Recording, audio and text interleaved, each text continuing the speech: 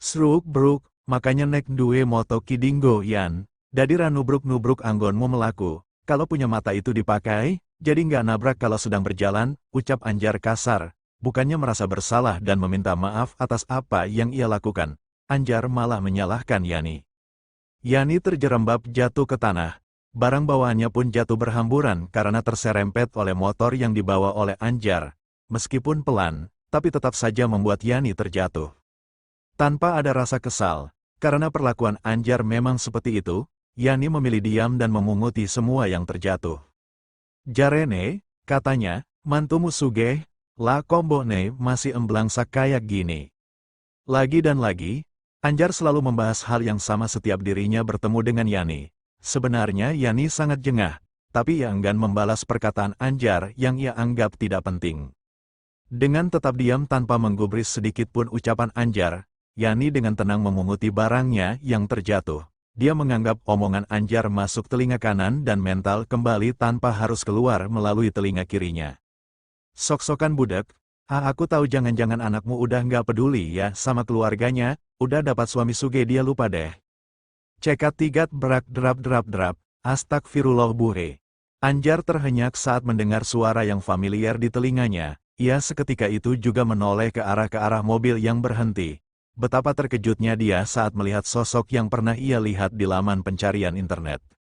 Pria parubaya yang seusia dengan suaminya itu adalah seorang profesor dan rektor yang terkenal. Anjar sesaat terpaku dan tidak percaya.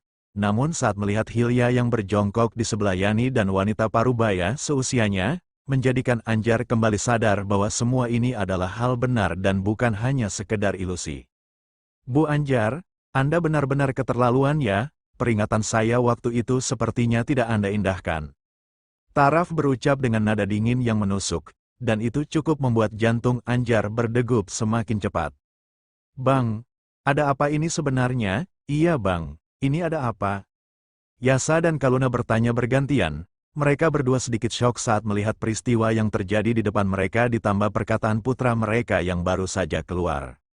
Mas, udah ndak usah diperpanjang. Ayo kita kembali ke rumah. Ayah, Bunda, ini Ibu Hilya. Bu, ini kedua orang tua Mas Taraf dan yang itu adik Mas Taraf namanya Visa.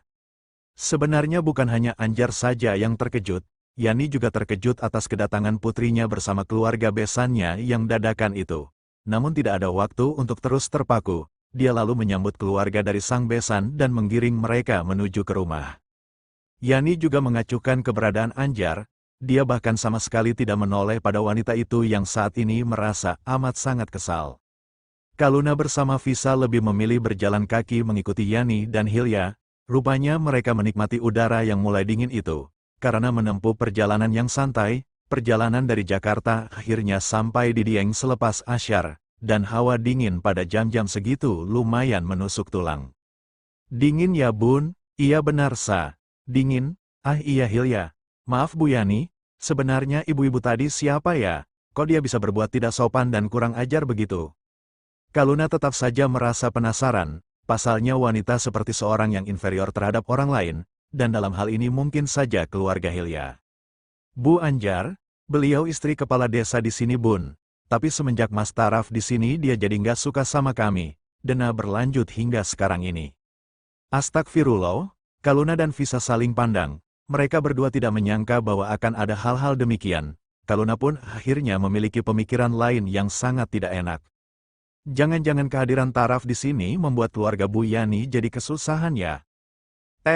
Makan malam yang tidak mewah namun begitu menyenangkan dan tentunya hangat, membuat keluarga Taraf merasa bahagia. Awalnya Yani kebingungan dengan apa yang harus disajikan. Tetapi Kaluna ikut masuk ke dapur dan mengatakan bahwa mereka tidak pilih-pilih makanan. Kaluna juga mengatakan bahwa jangan repot-repot karena kunjungan mereka yang dadakan. Maaf ya Mas Sulis dan Mbak Yani, kami tidak mengabarkan lebih dulu kedatangan kami, ucap Yasa. Ia memutuskan untuk memanggil besan mereka seperti itu agar terasa lebih akrab. Yasa juga mengajak mengobrol ringan setelah makan agar hubungan mereka menjadi tidak canggung. Tapi Sulis terlihat begitu kaku saat berhadapan dengan Yasa dan keluarganya. Oh iya Mas, Mbak. Kami juga mengucapkan banyak terima kasih sudah menyelamatkan nyawa kami dan sekali lagi minta maaf perihal pernikahan Taraf dan Hilya tanpa kehadiran kami. Terkadang taraf itu membuat kami tidak mengerti jalan pikirannya, dan saya yakin gara-gara taraf keluarga Mas dan Mbak banyak mendapat kesulitan. Kaluna teringat wanita yang bernama Anjar tadi sore, dia juga ingat ucapan Hilya yang mengatakan bahwa Anjar tidak menyukai Hilya dan keluarga selepas mereka menemukan taraf. Dengan itu saja Kaluna sudah berkesimpulan bahwa pasti tidak hanya Anjar saja, pasti ada beberapa warga lain yang bersikap serupa. Ndak Mas Mbak, ndak begitu. Kami sungguh baik-baik saja. Soal cemoohan tetangga, itu sudah wajar terjadi, dan untuk menyelamatkan nyawa, kami hanya perantara saja. Tapi kalau boleh jujur, awalnya saya pun ragu menyelamatkan Taraf karena takut dia itu orang jahat. Apa yang dikatakan Sulis itu memang benar. Ia dan Yani awalnya sedikit menolak saat Hilya membantu Taraf. Tapi pada akhirnya mereka pun kembali bisa luluh karena putrinya. Namun siapa sangka reaksi dari Kaluna dan Yasa hanya tertawa. Sekarang kalau dipikir-pikir, siapa orang yang tidak takut membantu orang asing dalam kondisi entah hidup entah mati? Maka dari itu baik Kaluna maupun Yasa sangat berterima kasih terhadap Hilya dan keluarganya. Obrolan santai malam itu membuat mereka menjadi akrab dalam waktu singkat. Sulis yang kaku lambat laun mulai merasa lebih nyaman saat berbincang dengan Yasa. Fakta Sulis merupakan lulusan sarjana pertanian pun membuat Yasa takjub. Ia merasa semuanya itu berbanding lurus dengan ucapan Taraf yang mengatakan bahwa ayah mertuanya merupakan ketua kelompok tani di wilayah setempat. Semakin malam udara semakin dingin, tidak ingin membuat keluarga Hilya repot, Yasa memutuskan untuk tidur di penginapan, dan hanya Taraf saja yang tinggal di rumah. Pak, saya berencana membuat rumah di wilayah ini. Bahkan saya sudah membeli tanah yang dijual di seberang jala itu. Apa saya boleh minta tolong ke Bapak untuk mengawasi pembangunannya?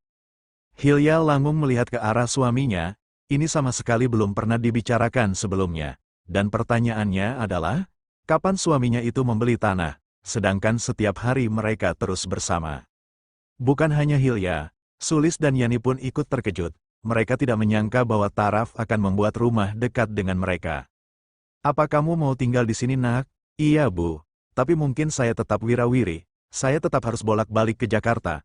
Walaupun melukis bisa saya lakukan di mana saja, namun tak jarang saya harus melakukan pertemuan dan juga pameran. Tapi saya ingin memiliki rumah di sini sebagai tempat tinggal utama. Saya sudah mencari arsitek dan juga tukangnya. Saya hanya minta tolong Bapak untuk mengawasinya saja. Tes air mata Hilya tumpah. Ia tanpa ragu memeluk suaminya di depan kedua orang tuanya. Dan maksud Taraf meminta tolong Sulis untuk mengawasi pembangunan adalah, ia ingin melibatkan orang tua Hilya dalam proses pendirian rumah putrinya.